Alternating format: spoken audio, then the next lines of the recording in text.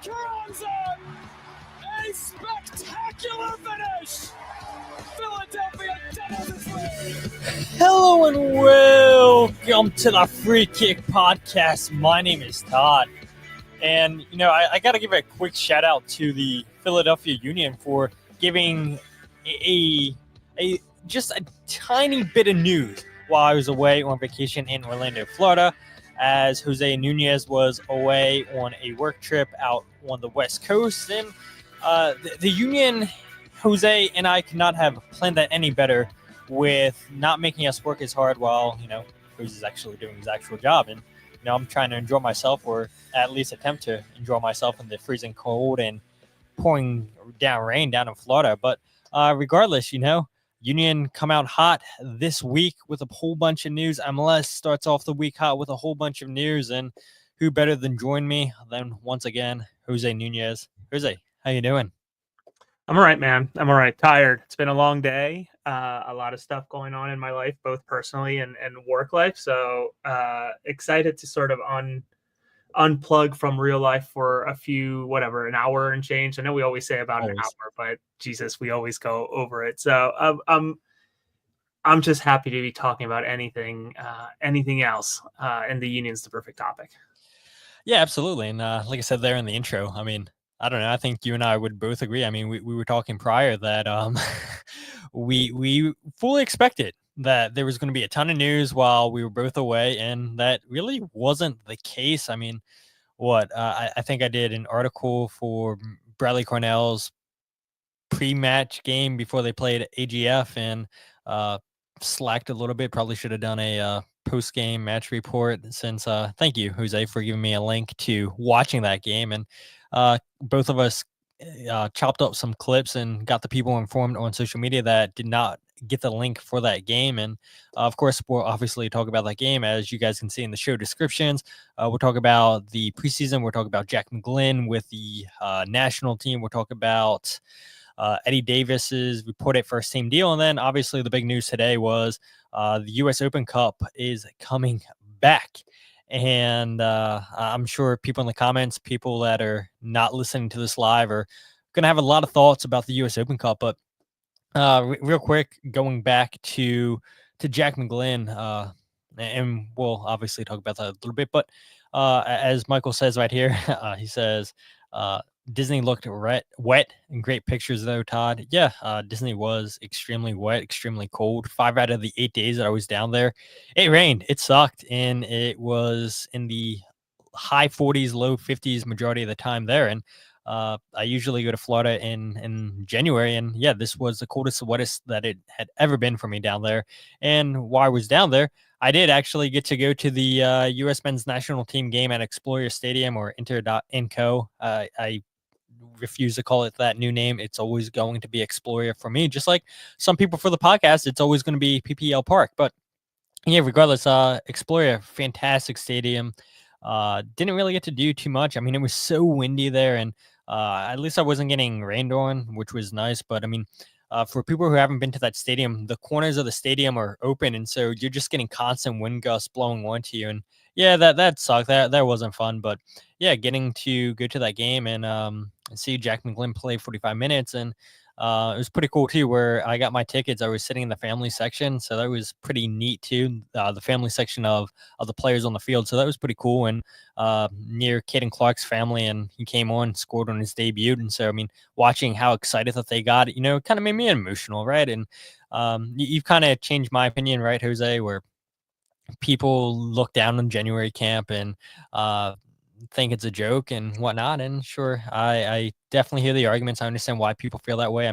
Sure, I felt that way. But seeing Caden Clark's family celebrate, it's a reminder. It's like you put in all that hard work as a young kid to finally get to this moment, and maybe he never does get another call up for the national team. But look, nobody can take away that goal that he scored against Costa Rica on Wednesday. And it's a big moment for him in his career, for his family's career. And, these are moments that are going to stay with these people forever. And so I do think that that's something that fans that maybe look down on the January camps, it's a big opportunities for these people. And yeah, that was pretty cool just seeing how excited Caden's family was for when he scored. But Jack McGlynn, who's a a goal and an assist, makes his first ever start with the U.S. national team against Venezuela. Fantastic January camp, I would say, for Jack McGlynn. I think overall for the national team, I think this was a great January camp. And I saw some comments on social media saying this is the best January camp a lot of people can remember in a long time. Yeah, if anything, it all went according to plan, I would think, for the union in a way, right? In terms of maybe showcasing someone who may or may not fit in the plans going forward, right? And maybe there was a lot of very positive glimpses of it maybe working this past game against AGF in Spain, but we'll talk about that a little bit later. But no, an exciting camp for him. I'm so happy for him. I'm so happy for his family. I know that, it's been a difficult decision trying to figure out what to do in terms of who to represent. It's no secret anymore, or hasn't been for a while, that the Republic of Ireland has knocked at the door and wanting to get him involved. I understand it. November was a big push that they made for the games against England and Finland. But yeah, all around a great camp. It was almost crazy, right?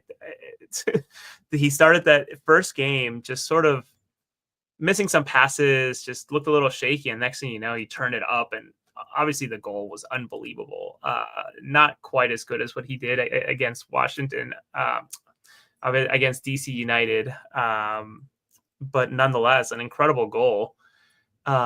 But I think this raises more questions for him, and I'm eager to talk to him at some point before March, because I'm sure that when March, the international window comes and the U.S. have to play the CONCACAF Nations League, whether he gets called or not, I don't know. But if all things remain true and maybe the Republic of Ireland calls him up, there's 2 games against Bulgaria, 1 home, 1 away.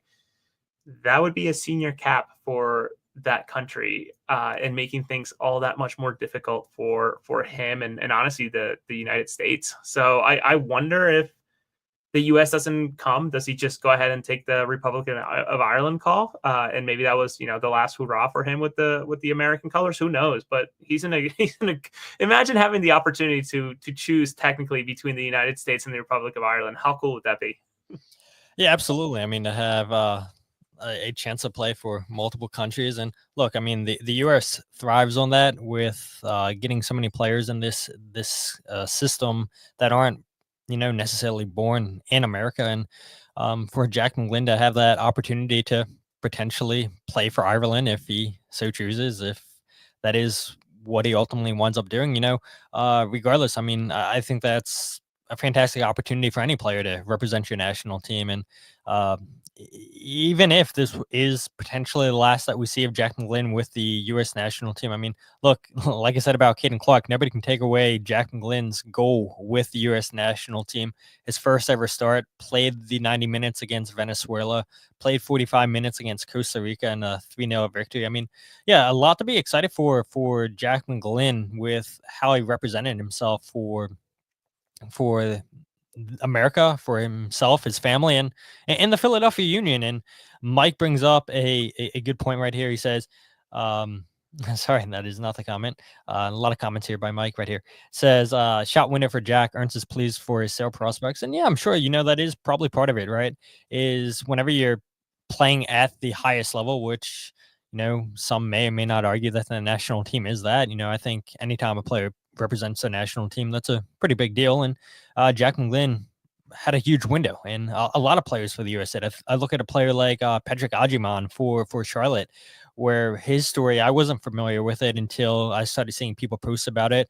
Played high school ball in Division III, and then obviously eventually winds up at Rhode Island, I believe it was, and then gets drafted by Charlotte and had himself a huge January camp with the U.S. And people were talking about, what players do you think Pochettino should call in for those next call-ups? And I think Patrick Agyemang needs to be one of those players. I think Diego Luna definitely made a name for himself here, breaking his nose, blood coming down, and what Pochettino said after the game that he had big balls or something like that. I mean, Yeah, a lot of positives to take out of this January camp. And look, even Brian White, a former Philadelphia Union Academy player, scores. And a lot of Philadelphia Union ties. A little bit disappointed that I didn't get to see Matt Freese get the start. I wish we would have seen Matt Freese, but Zach Steffen played good against Costa Rica. That was a really, really bad Costa Rican team.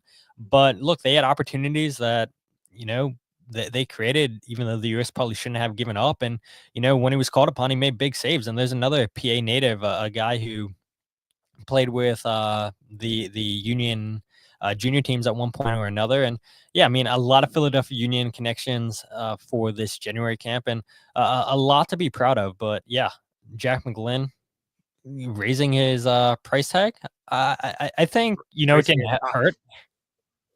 Yeah, I was gonna say raising his stock. He certainly didn't hurt his potential wherever he may go, if he goes anywhere. Obviously, the January transfer window is quickly closing for a lot of places, or I should say the winter transfer window is closing for a lot of places. Other places are staying open a little bit longer. The ones that would seem the most likely for Jack, I think, would close. I think, is it the 31st? I don't even know anymore. I know some of these windows change here and there, but nonetheless, the time's running out for the winter window for these teams.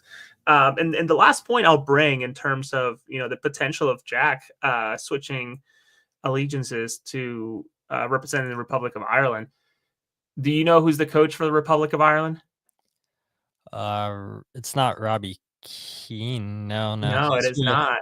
It is Andre Blake and Damian Lowe's former Jamaica coach. Hamir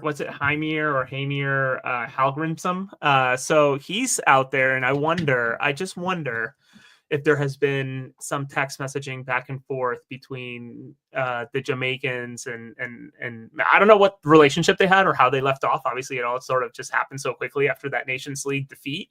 But I wonder if Jack has sort of asked questions about him and, what was it like playing under him, et cetera, et cetera. So just something to keep an eye on, that there's another connection there that, maybe at work or at play in terms of, maybe bringing this over the line. I have no information whatsoever. I don't touch that type of stuff. But I really do think that there's a world where Jack McGlynn, by November 16th, say he remains with the Philadelphia Union, he would have faced, should he get called up by Ireland and actually accepted, he would play against Bulgaria twice, play against Daniel Gasek if he gets called up in Hungary, Armenia, potentially Portugal or Denmark once again, and then Hungary one more time. So those are some pretty decent teams, especially when you start thinking of like Portugal or Denmark potentially playing against at the national level. So I don't know. That seems super enticing to me if I was a professional player, especially considering that many would probably say, I don't think that this is the sentiment I share or maybe you share, but that the jump to Europe should have already happened. Nonetheless, this would be a great opportunity for him to move on to represent somewhere where honestly he can probably just get called in every single international match window. Yeah, I think he would. And last thing I'll touch on is Mike says if Jack thinks he has a shot into the US, he isn't switching. And of course, yeah, of course. I mean, that's a fair point. But I think the question is, and I think for a lot of these players, right, that maybe have dual nationality where they can go for either team. The World Cup's coming right around, and yeah, Jack McGlynn's a young player, 21 years old, and so there will, fingers crossed, be plenty of opportunities for World Cups in his future. But a lot of these players, they may look at this like, this might be my only opportunity to play in a World Cup, and a lot of players will see them, whatever team, whatever chance they have of playing at a World Cup, they take that opportunity. And so we'll see what happens with Jack McGlynn. Staying in Europe, though, and that is the Philadelphia Union have wrapped up their preseason camp in Marbella, Spain, 2-week training stint. They played against Slavia, Prague, and AGF. I'm not even going to attempt to say their proper name, the Danish club. But yeah, thankfully, we have people like you, Jose, that's able to track down this information and find out where these games are being streamed. And you let the people be informed. And if people wanted to take the opportunity to pay for the stream like this past Sundays against AGF, or getting a VPN against Slavia Prague, then the opportunity was there. And I know a lot of fans, and we feel the same way. The union should just stream the game themselves, put it out there. It shouldn't have to take all this Google translating to find out this information. But nonetheless, look, there was 2 opportunities to watch the Philadelphia Union and Marbella, Spain, and the Union came away with 0 wins, 1 goal in those 2 games. And that leads me to my question, and it's the title of tonight's show. Who impressed during the training camp in Spain? And I did not get to watch much of the Slavia Prague game at all, watch all of the AGF games, so I can talk a little bit more about that than I can the Slavia game. But overall, Jose, just looking at these 2 games, what players stood out to you the most in these 2 games? Obviously, we couldn't see what was going on in training, but we did have game. Yeah, I think I would provide the context for both games a little bit to maybe help shape the picture a little bit more in terms of, as I understand it, and obviously it was a little Google Translate. I don't speak whatever language they speak in the Czech Republic. I guess it's just Czech. But I guess there was a virus that went around, and a stomach virus, that some players weren't feeling well. So the lineup that started and the lineup that ended up playing the second half, etc., was affected by that, where some guys could only give so much and some other guys were just completely out. Nonetheless, this is a team in terms of Slavia that ended up going to or this weekend. I think they go on and play their Europa League game, or I guess at some point this week. So still a quality side. So that was a good game. AGF, they started with the lineup that finished their previous game, which was their B lineup, which may probably shape the idea onto, the Union were in the front foot. Well, I think it was their B team, if I recall. So just sort of putting that out there too, from listening to some of the interviews leading to the game from their coach, who thank goodness speaks English and not Danish. It's a German coach, right? Yeah, it's a German coach. So for me, I think if we're looking at the big picture, I was really impressed with Glavinovic, Ian, whatever you want to call him. I can't wait to speak with him. I put in the request to sit down with him for 25, 30 minutes and do a longer interview for everybody. I thought he looked fantastic in his 38 minutes against Slavia. Again, that's a true quality opponent that I was even shocked that they even, took the opportunity to play against the Union. I would also say that I was really impressed with Frankie Westfield starting both games and playing major minutes in both games. Now, don't want to take anything away from him because you can only play what's in front of you and you can only fill in the holes that are available to you. But Nate Harriel was not available for whatever reason. I'm guessing maybe a minor knock or something. I'm not sure. But nonetheless, Frankie stepped in, did his best, could probably work in his distribution a little bit more, but he looked dangerous. He looked like he wanted to get stuck in, wanted to be physical, which is great. And I think Bradley Cornell said it best, right? Like when they're that young, they don't realize the challenges ahead and they just go on and just do it. They don't overthink it, which is awesome. And then I was also impressed with Neil Pierre. Neil Pierre looked very good for everything that he played for against Slavia, and some flashes of good to great, and also some flashes of not so good against AGF. So you take the good with the bad. He's still a very young kid who's playing against some serious talent, especially when he came in against what I guess was the A team for AGF. He did well, and again, he's probably taking in so much information that it's just a lot. So I do wonder what they're gonna do in terms of Glesnes, because those first 5 minutes of Glesnes against AGF were fascinating, where he almost passed it to the wrong guy, and they almost got literally turned the ball over 2 yards away from the 18-yard box. So I do wonder still if he is healthy. I'm no doctor, I'm no medical professional, but it just, ever since that hernia injury or whatever it was, that surgery, was it 2023, Todd, when he had that? Yeah, 2023. Ever since then, it just has felt like he hasn't been the same. It was leading into the playoffs, if I recall, after he broke the record. So I don't know if he truly is healthy. I'm sure he would tell you that he is, but I don't know. How about you? From what you saw? Obviously, you mentioned that you didn't get to watch much, if any, of the Slavia game. It was tough with the VPN. I think it was working for some with it, some with it. Sorry. It was working with some with the VPN. It was not working for some with the VPN, and it was working with people with no VPN whatsoever in Pennsylvania, or like myself in Seattle. Like, it made no sense whatsoever.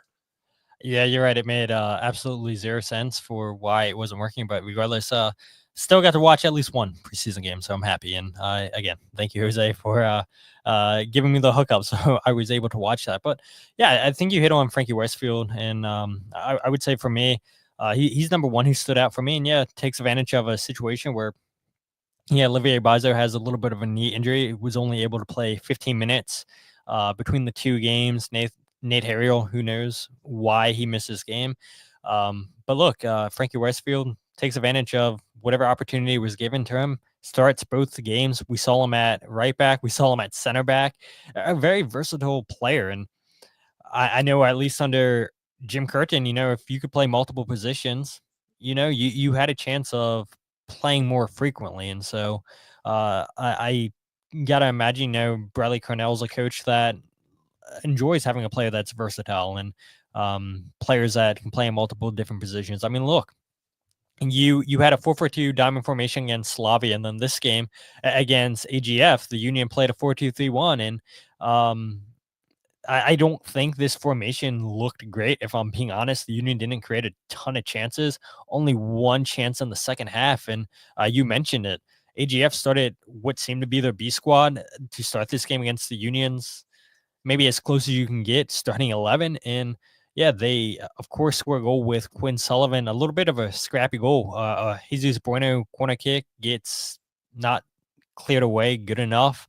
Kai Wagner keeps the play alive with a header into Quinn Sullivan, and then Quinn hits it off of the right post and then bounces off of the goalkeeper's head and winds up going in the back of the net.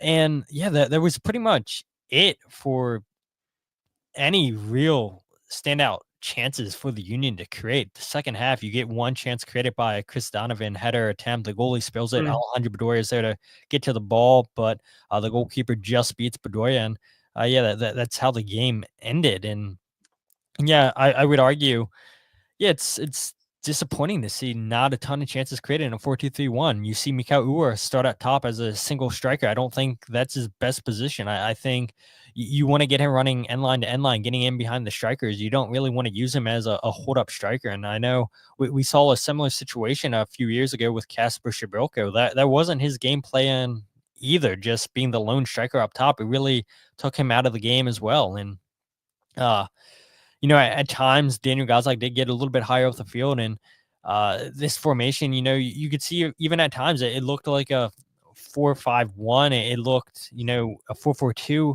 but for majority of that game, they stayed in that 4-2-3-1 diamond. And I think staying with players that impress, I think that formation did suit Jack McGlynn. There was about a spell of 2 minutes where the Union just had possession in the first half, where it really started with Jack McGlynn just spraying the pass, everybody finding Jack McGlynn, and then his vision just finding his teammates, and they eventually worked the ball to the right side of the field. And unfortunately, the Union weren't able to get a shot on target or get a shot off regardless. But, I look at, okay, there was moments in this formation. Pressing, I think, was a big part too. Jack McGlynn and Kevin Sullivan had a moment in the first half where they both pressed and won the ball back. And I think that's what you're going to see a lot with a Bradley Cornell soccer team, is just winning that ball high up in the opposition's half. And yeah, you saw something similar too with the Philadelphia Union under Jim Curtin, where, they wanted to turn you over within 5 seconds inside your half and then, look to break. And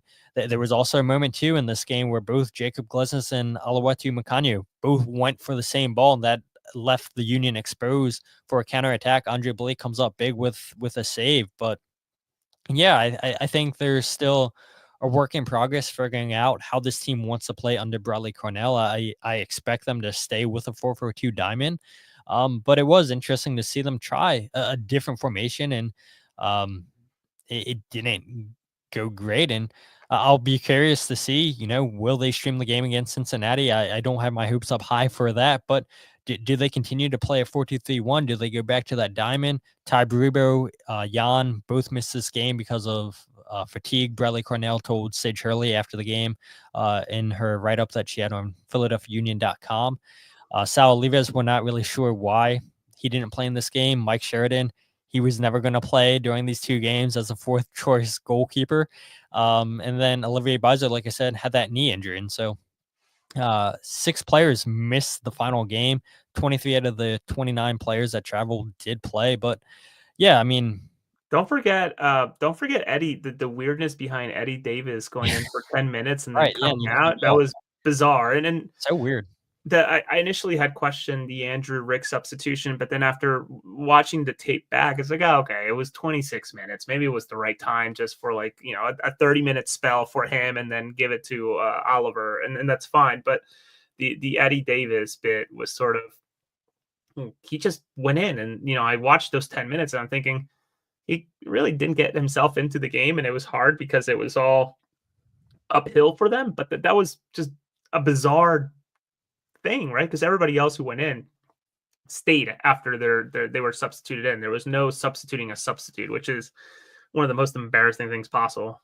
Yeah, exactly. I would say, though, I think the worst possible thing to happen in soccer is when you get subbed out in the first half of a game. It's like, wow, you couldn't even make it to halftime and you're already getting subbed out. But yeah, regardless, yeah, only playing about 10 minutes, being a sub, getting subbed out, not a great look, but maybe Bradley Cornell gives more information during the week for that. Who knows? I'm sure, everybody's going to ask about Nathan Harriel because that is on a lot of people's mind. What is going on with Nathan Harriel? I haven't heard anything. You haven't heard anything. And I'd imagine if somebody had heard something, they probably would have been posting about it on social media. But regardless, we got to see. Yeah, that's true. Regardless, we got to see players take advantage of opportunities given, and I think you hit the nail right on the head, Jose. No bigger than Frankie Westfield, but yeah, I think Jack McGlynn for his 45 minutes after traveling all the way from Fort Lauderdale to Spain. Crazy. Yeah. I mean, he impressed. Oluwatu Makanya started both games, and I'm sure he'll be given opportunities, and yeah, I thought he looked fine too. But yeah, those would be the 3 players for me that really stood out. Any thoughts on the Union's formation that they played 4-2-3-1? Do you think that's something that they potentially stay with? Do you think it's because of injuries that they have, players being fatigued, whatnot? That may be part of the reason why Bradley went with that formation. I'm not sure. I don't know that the players is a reasoning, because he's gonna put everybody through the ringer in terms of this is how I want to play. This is how I want this team to play. This is how Ernst has allowed me to teach you all how to play and how we're gonna carry on, right? If you don't fit in it, you don't belong in it. And sure, he's probably gonna give a lot of leeway for players to get acclimated to it all. It's so different. I mean, Jim Curtin was there for nearly 11 years, right? So of course it's going to be so different for all of these players. Never mind other people who they may bring in, or I mean, Glavinovic is probably like, the hell is this? Like, this is very different than what I was playing. I would think it's very different than what he was playing in Argentina, where it's not the crazy speed of closing down. It's more of like, okay, let's get possession, let's swing it around, let's actually play the ball around, et cetera, versus this. No, like, my job is literally to clear the ball and hope to press as fast as I can. Like, oh, that's very different. So yeah, I think not necessarily a player, but you could probably quantify it as a character per se, is this, or two, is the press at the very front of the spear in terms of the striker or anybody in the attacking side. And just, this is going to be a character all season, and whether they get it right or wrong will determine how well this team will do, because as soon as that press is broken, it's nothing more than a quick switch 40 yards across the field that you can just get sliced and diced. So that's one thing. Also, the communication. There were so many times where I think I saw, Todd, I think you saw it as well, and other people that we chat with, Julian and Kyle, where both center backs were pressing forward to try to cut off a ball. It's like, where's the tilting? Where's the pivoting, the back and forth? It just wasn't there. So these are all growing pains. It is only whatever, January 28th. They're a little bit under a month before they play. Can they get it together? Absolutely. One point I want to make a note of, and this was in the FC Cincinnati write-up, FC Cincinnati 2 write-up, is that the game on the 7th of February seems to be, it's going to be, at least from the Cincinnati side, a mixture of their MLS Next Pro and their MLS team players, which I don't know how that's going to work. I don't know how that works if there's amateurs within it playing against professionals. I don't know how that all works in terms of like, safety and contracts, etc. But nonetheless, that's going to be something different. And I have this much hope that it'll be streamed. I think it'll just be an F5 match. That's what I call them, where you just F5 the live feed to try to get something going. Yeah, that didn't go great last year, if I recall, when these two teams played down in Clearwater. So maybe it's a new season. Maybe that changes. But you're killing it, Jose, with these segues, because you mentioned amateur, and a player that played as an amateur last year was Eddy Davis with Philadelphia Union 2. It's been reported that he is signing as a homegrown. Eddy Davis last year scored 14 goals with Union 2, led the team in goals. Also had 4 assists in 31 appearances and 2,058 minutes played. Scored a goal in the MLS Next Pro final against North Texas. It's a game that Union 2 fans don't want to remember, as Philadelphia Union 2 blew a 2-0 lead. Was previously in the New York Red Bulls Academy. And, last year when seeing this kid play without a Union 2 deal, without a Philadelphia Union deal at all, it's like, wow. You're playing without a contract. I mean, that is so risky. And I don't know, like, if I was a professional player, which I would never be close to being one of those, it's like, I don't know if I could do that. I mean, that to me at least seems like it's career suicide and one potential injury, and that's it, right? But look, he bet on himself, and it's reported that he's getting a homegrown deal, and that then leads me into a whole bunch of thoughts here. Nelson Pierre's future. We'll play a clip here for a second with Bradley Cornell talking about that last week. Do the Union have enough depth at the striker position now? I think people in the comments are going to say absolutely not. People listening back are going to say absolutely not. But, reportedly, Jose, that Eddy Davis is signing a homegrown deal. Your thoughts on that? Happy for him. There was, as I think about the timeline here, he had at one point gone to Schalke in Germany and played with their second team, continued with the Union 2. Were there other trials or showcasing of the player? Maybe the other one that I know because I got pictures sent of it was when he was at Lyngby as well, having a trial or a showcase of some sort. And obviously that's a lot easier because of the relationship and whatnot.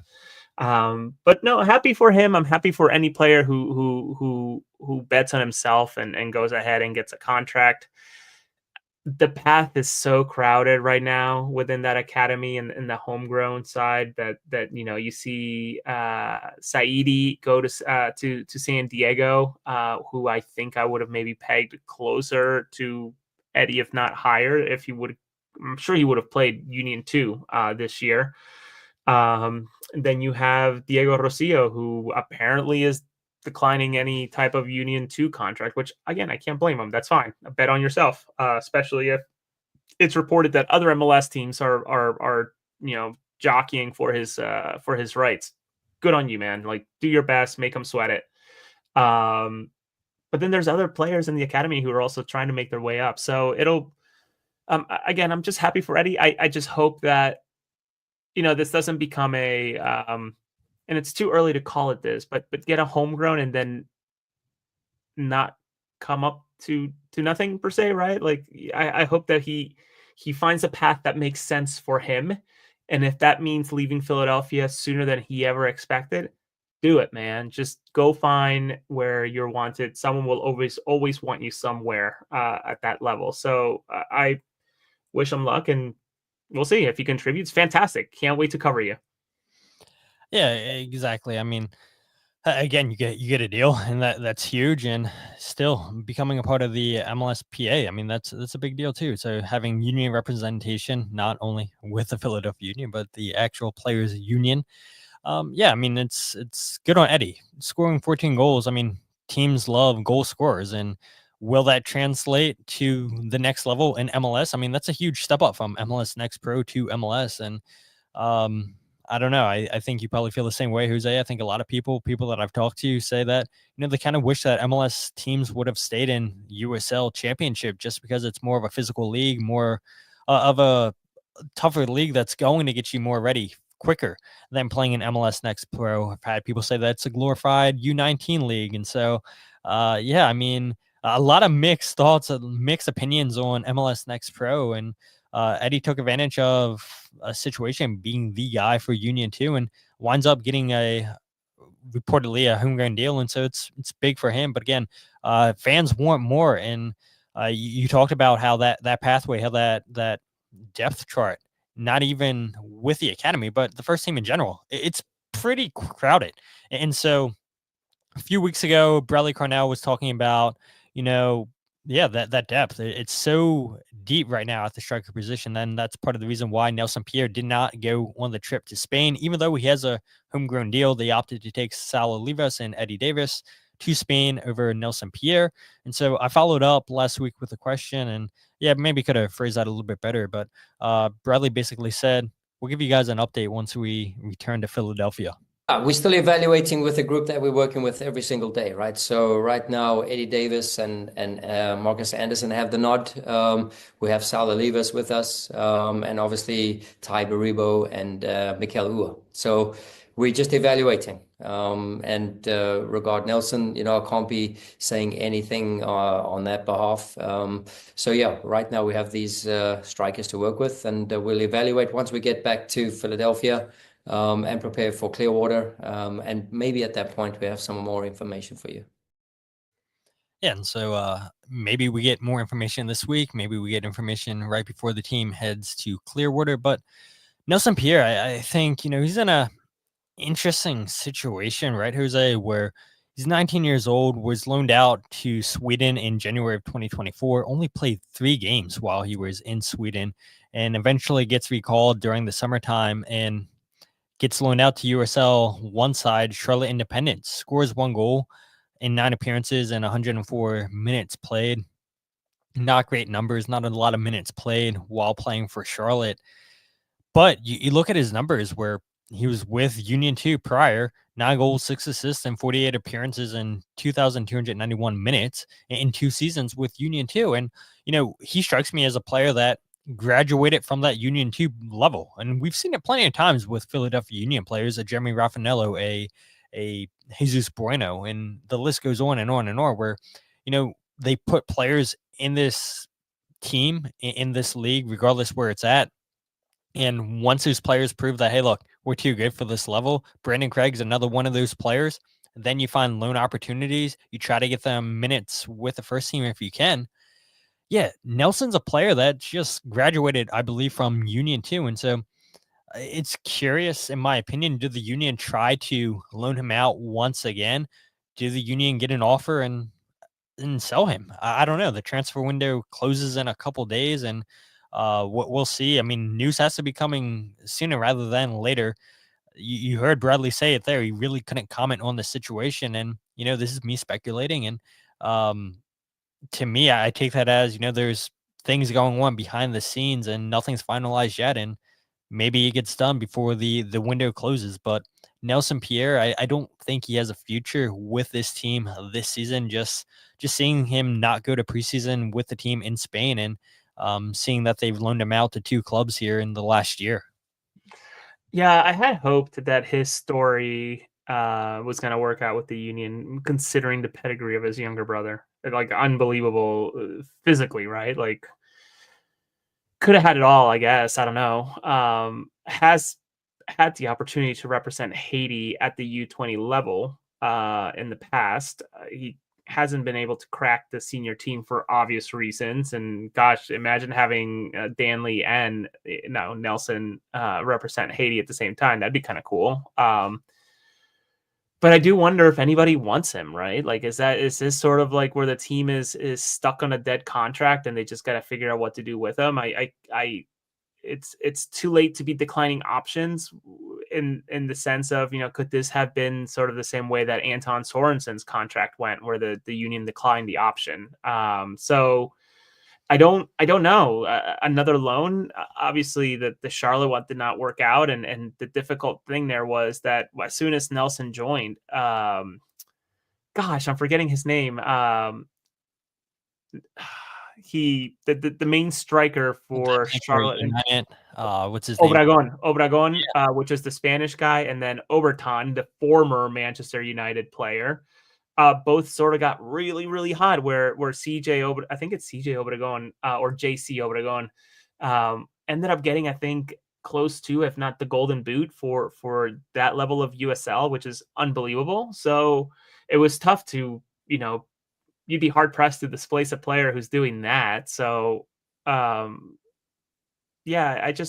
I wish the best to him. And this goes back to that conversation that you and and I'm not shy to share it out loud with the group and everybody who listens. But like, what does it mean to be a homegrown anymore? Right? Is it nothing more than a financial mechanism? Whereas when it first started, it was more of a skill level type of thing, right? Where like, Jack McGlynn, Nate Harriel, Brandon Craig. I think that he probably will get a contract with Montreal. At least I hope that he gets a contract there. He played 45 minutes of scoreless soccer against, was it Cincinnati? I think it was Cincinnati. So there's that. Mackenzie, Trusty, the Aronson brothers. Like those are some pretty good names for homegrowns. And now you see some contracts that are coming through for homegrowns that are kind of like, this is an interesting signing, but you just never know. I guess you're just taking a stab, and I guess we could make the same argument about U22 signings, right? And in terms of all way through Makanya, I get that he's super young and he's got a lot of time to develop, but when you're taking up that coveted spot that gives you so much flexibility financially, it's almost like something that needs to happen right away, not like a third season. So no, I know I rambled a little bit, and I hope I answered your question, but I wish the best to Nelson. I think he'll land somewhere. It'll make sense. I just don't know. I don't think his association with Philadelphia will be for much longer. Yeah, I totally agree. And I guess the last thing, and we've touched on this a little bit, do the Union have enough striker depth? And so as things stand, it goes Mikael Urum, Ty Berhuber, Chris Donovan, Marcus Anderson, Eddy Davis, 5 strikers right there. I would argue that they need another striker. And I go back to what Ernst Tanner said, and I know, the trust seems broken between some people in this fan base and ownership in the front office, and some people are like, yeah, it is what it is. But, Ernst Tanner did come out and say that they will sign players in every single position other than goalkeeper. Now, does that mean that you go out, you get a center back, your defense is secure? Does that mean Eddy Davis is going to be your only attacker? I hope not, and I think this fan base hopes not. But at the same time, too, we did say that's not including their homegrown players. Now, technically, Eddy Davis wasn't a homegrown player last year, so I don't know. I hope not. I think this team does probably need more of an experienced player. And I think Ernst too said that they would, if they could, get a hold-up striker. They need another hold-up striker. And yeah, you definitely need one of those if you are going to play a 4-2-3-1 formation. So I would argue right now the Union don't have enough depth up at the striker position. If they can go ahead and swing a deal and get something done, great. And one thing that is worth reminding fans is MLS's window opens up January 31st. And so they're one of the weird ones where I feel like the majority of the world's transfer window closes up after the 31st, but MLS's goes until February something, I believe it is, maybe March. I don't have the dates up in front of me right now, but yeah, MLS's window opens up on January 31st for the transfer window. And so we'll see. I know this is when the Union are more active towards this time compared to in the summertime. And fans I know are going to be like, yeah, I'll believe it when we see it. But yeah, I don't personally think the Union have enough depth up front, even with the reported signing of Eddy Davis. Anything else you want to hit on this, Jose, before we go into the final topic? No, to me, it's just interesting that reportedly Eddy Davis has gotten this deal not announced. I know I've reported from my sources the Frankie Westfield and Nelson Pierre U2 turning into homegrown deals. So the union are technically sitting on 3 homegrown announcements. I feel like maybe this week or next week, once everybody's back and maybe they have media day or whatever, they have their picture, their photo ops or whatever. Maybe we get the signatory Philadelphia, or becomes a signatory Philadelphia Union picture with 3 homegrowns holding a scarf like they did for Brandon Craig, Jack McGlynn, and Nate Harriel right at the stadium. So yeah, that's yet to be announced. But I wholeheartedly agree with you where I guess in a way Ty feels like a newish player, right? Because he only really came on the second half of the year. But even with that mental gymnastic, it still feels like it's not enough if you're relying on an Eddy Davis or a Salo Olivas or anybody else. It's tough to see how that's enough to crack or have a stab or anything, even a potential second tournament or competition this year. Yep, and that's a perfect segue into the last talking point. And yeah, we'll see how long we talk about this. I think, like I said at the beginning, a lot of fans are going to be happy to see this news that the Philadelphia Union will be participating in the 2025 Lamar Hunt U.S. Open Cup. Did not play last year, obviously, because MLS and U.S. Soccer were beefing, and eventually they came to an agreement where, okay, instead of allowing 8 of our teams, we'll allow 16 teams plus 10 MLS Next Pro teams. And I think this is good for the league. I think this is good for U.S. Soccer. I think it's good for the U.S. Open Cup. I think it's good for just everybody involved, seeing that, okay, look, one, we all know how congested that schedule got in 2023, where the Union are playing Champions Cup, Leagues Cup, U.S. Open Cup. They lose 10-9 to Minnesota United on penalty kicks, and that whole travel schedule, I feel like they were in, at least is what I pictured it in my mind. I know they had to play Nashville away on the road. They had to play LA Galaxy on the road, but I feel like they went from Nashville to Minnesota to LA Galaxy. I mean, that is a difficult stretch right there. When you're playing in all these different competitions, you don't have enough players on your roster. The salary cap hurts, and yes, some people would argue, well, even without a salary cap, the Union aren't going to spend enough to have a decent enough roster to be in all these competitions. But regardless, I mean, seeing that the Philadelphia Union will participate in the 2025 Lamar Hunt U.S. Open Cup, that is huge. And Ernst Tanner did kind of spill the beans, and we'll play the clip here. If you people were living under a rock back in November, this is your question, Jose, asking about the competitions, what the ideal roster size would be. And Ernst Tanner lets it out of the bag that, hey, look, not only are we not playing in CONCACAF Champions Cup, but we aren't playing in Leagues Cup either. Because we all know we don't play the Champions Cup, but we are also out of Leagues Cup. And I think it's even a positive for us in this moment, as I know that our fans don't overly love our Leagues Cup, but we are definitely not getting so many midweek games and have more time to really focus on training and development. And that's the positive note. Yeah, and so you heard it there, not as many midweek games. But if you look at it, so the Union will open U.S. Open Cup play on the 4th round, or round of 32, whatever you want to call it, which takes place during May 6th, May 7th. And you came out, Jose, and put the tweet out a little bit later on social media and looked at the Union schedule. And so the Union will be playing a very, very crowded May schedule. On May 3rd, they will be away in Montreal. May 10th, they will play at home against Columbus.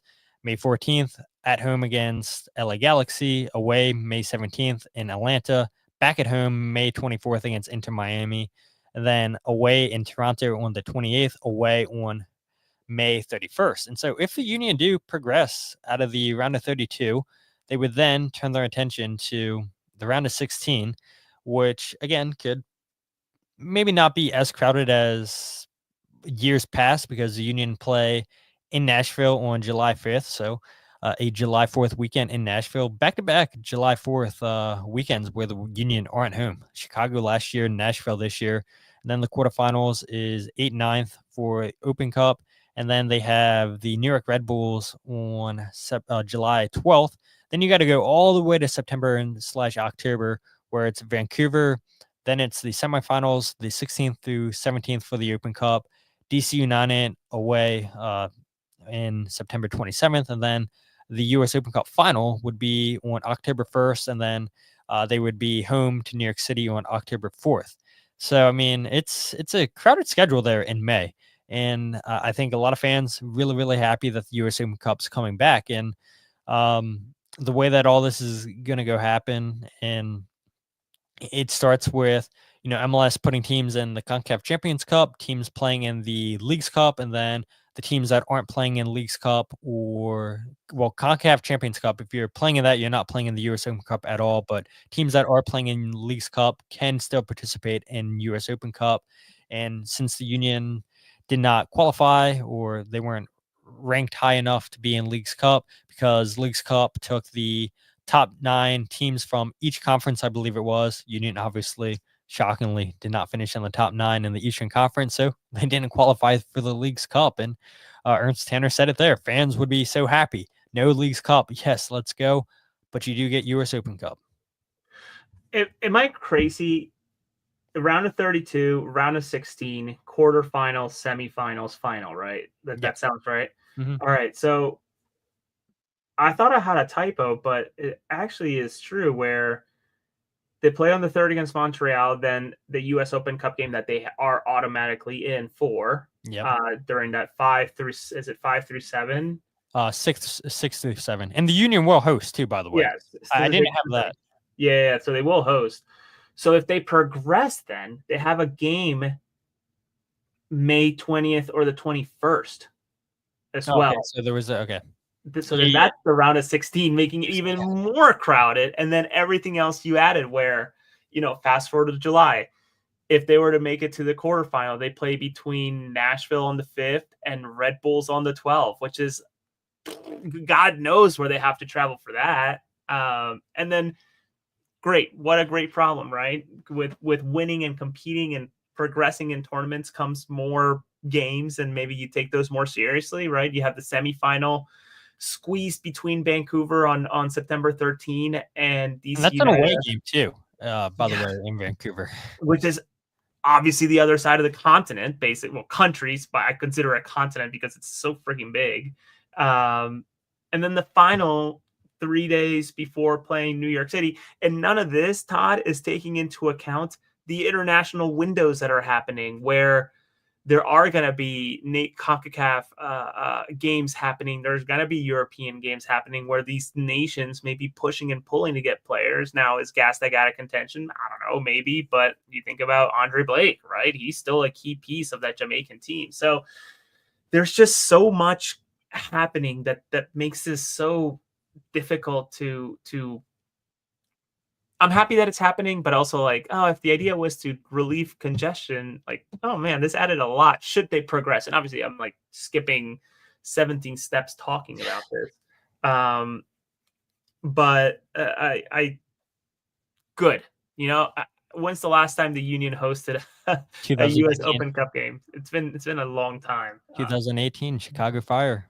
2018 Chicago Fire. So yeah, it's gosh, I guess we don't know it'll be just fascinating. And also the through lines of, gosh, I know we joke about it a lot, but the tangled web that is the Philadelphia Union network, and who with a Philadelphia Union connection will be coming to Subaru Park, or who the Union are going to go see for the next round if they make it, that type of thing.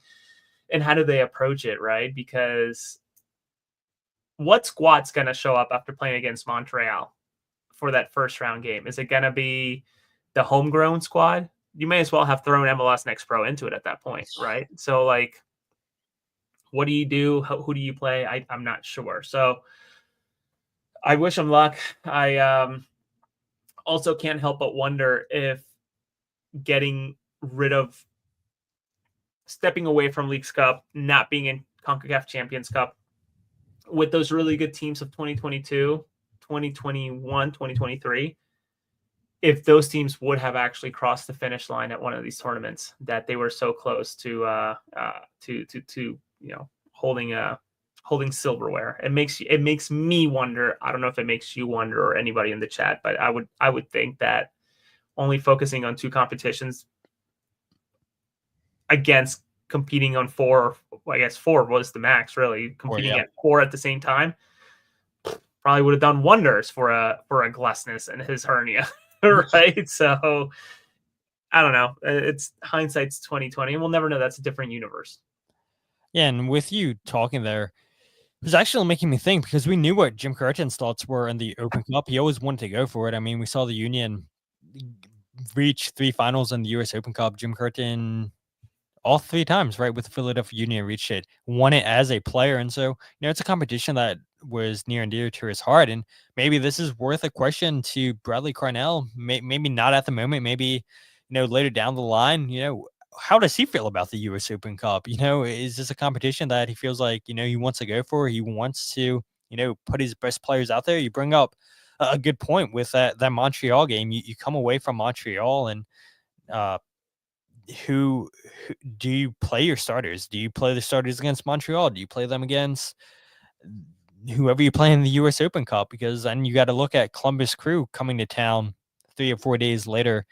Yeah, I mean, it's an interesting schedule for the Union, and not a ton of midweek games like it was in the past. But regardless, it's a competition that I think this fan base still wants to win. I think any trophy this fan base will take. And you bring up a good point where, maybe if this kind of format was going on in years prior, that probably would have done the Philadelphia Union wonders. And the fact of the matter is it isn't. And one thing I do think that's interesting from the press release, MLS came out and said that this format will stay in play for the 2025 and 2026 season. And then come 2027, they will reevaluate. Did they put all their teams in the competition? Did they go with more teams?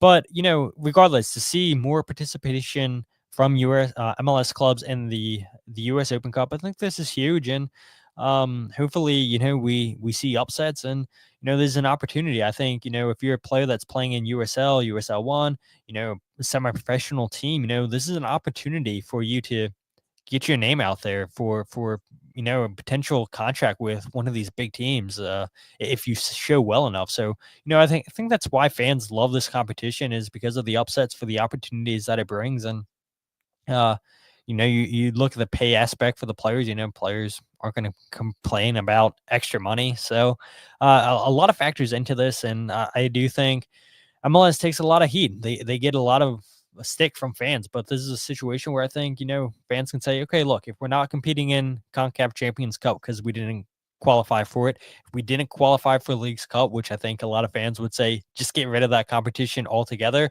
and put every single team in the Open Cup.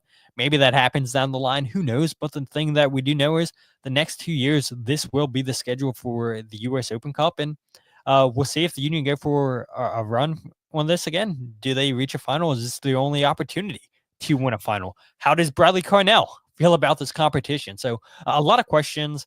And I think fans around MLS, I think Union fans could be happy to see this team once again back in the U.S. Open Cup. Yeah, you do bring up a good point, and I do wonder, just in my head, thinking about page whatever it is, something with a 9, I think, and a 0, but like in the CBA, like all of these players at the Union are not getting the Leagues Cup bonus per match, which was 100 for showing up, and then I think it was 100 for showing up for playing, and an additional 50 if they won, and then you multiply that times however many times they would win. None of these players are getting that bonus, so technically they will be making less money than they did the year prior, just because U.S. Open Cup. I don't know what they make per win, but they obviously get their normal appearance fee. Leagues Cup was special for those players because, and Jim was not shy. Players were not shy about it too. Like, it was a huge moneymaker for them, right? To have whatever, make it to the final and you multiply 150 times 7 or 8 games, whatever it was, like divide that by all the players and sure other staff would get it and whatnot. Like, it was still a substantial amount of money for the likes of Jeremy Raffanello or Andrew Rick, who's on a league minimum, right? And some of these other youngsters who are suddenly getting a bonus that's 30% their salary. Like, that's amazing. So I think about that side a little bit in my brain. So I got to do some more digging to fully understand. And I think I know the right person and the right, unfortunately, sometimes the most vocal crowd to go and ask about these questions, but I should also be careful with what I ask for. Yeah, absolutely. So, yeah, that's pretty much my thoughts on the U.S. Open Cup. I'm glad that we delayed doing the podcast today because then I feel like we would have been texting each other like, well, got to go ahead and do another podcast. So we'll see. Maybe more news comes out during the week, maybe some signings. I know, Mike, you're pretty vocal right now saying you don't believe signings are coming and it's the end of the world for the Philadelphia Union and they're just going to live and die with homegrown players. But I'm a little bit more optimistic. I do believe signings are coming, even though I understand that trust has been lost. This fan base, some people in it don't trust the front office, don't trust Ernst Tenner. Totally get it. But I do think there's a lot of time left and we will see what happens. I do not think this is the roster that the Union start with, though, come February 22nd against Orlando City. Jose, anything else from you? No, just a huge thank you for having me, Todd. I always appreciate it. It feels second nature at this point to just text me like, yeah, you want to talk on the mic? It's like, yeah, all right, let's do it. I too, Todd, though, to get back to the Union quick, I don't think that this is even the roster that goes to Florida. Frankly, I can't, or this isn't the roster that presents itself on February 7th. I think there's probably a lot that's percolating at Union HQ and figuring out players, etc., and maybe pushing players out too to clean up the roster a little bit and make some space. So, yeah, Michael's comment's actually very good. He caught that. Like, we'll have more for you when we get back from Florida. I think these 2 games was a big assessment period for Bradley and for Mitch actually as well to sort of, make a decision of who's staying in this roster and who's just maybe we got to be an off-roster homegrown chilling with Union 2 for the entirety of the season. So best of luck to the players and hooray, new media guideline policies that we got to read through. Yeah, absolutely, man. Why'd you have to bring that up? But where can people find you on social media, Jose? You all can find me on Twitter at Jose R. Nuñez 91. I also have my Substack pin there. Mike Barrera and Dave Miller and myself will get back together to start restart AAT sports for the 2025 league season. We'll try to find a date and find the right rhythm to keep that going. So we're excited that the season's kicking off soon. It feels like February 22nd so far away, but it really is not that far away when you think about how fast and things move with the Union. Yeah, and I do have to say, Jose, before I do my whole spiel, I appreciate you, linking this to your Twitter, bringing 200 plus of your followers to check out the live stream. So everybody that's here because of Jose, thank you guys. Hopefully you guys come back next time that we do this. And Jose, Mike, and Dave do a fantastic job with AAT Sports, and hopefully we can continue to do our post-game live shows on Twitter that we've done a good amount of time last year. A lot of people in the comment section enjoyed those because, again, there's a lot that I think this fan base wants that the club could potentially do. That seems like the bare minimum, and giving live streams during the preseason, during a post-game show, it's little stuff that fans crave for. And so very thankful for the guys at AAT Sports for allowing me to do these post-game shows, and somebody like Jose to go out here and find streams for all of us sickos that want to watch the Philadelphia Union during the off season. But if you guys aren't following the podcast on Twitter, Instagram, or Facebook, follow at Free Kick Pod wherever you get your podcast, The Free Kick. Make sure you check out the YouTube channel. We are live on YouTube as we are on Facebook and Twitter. But the YouTube channel is youtube.com/freekickpod, where I do goals breakdown videos, where I do these lives. And I love seeing you guys' comments coming in on Twitter, Instagram, and YouTube. So keep them coming. Keep coming back, guys, for more. And the Substack, where you can find all that stuff, plus my writing, thefreekick.substack.com. This did not go as long as I thought it would, Jose, which is a good thing for us because that means I won't be staying up too late editing this for all you guys that are listening to it on the podcast feed. So with that said, my name is Todd, and this is the Free Kick Podcast. Don't forget to cancel your membership to AGF.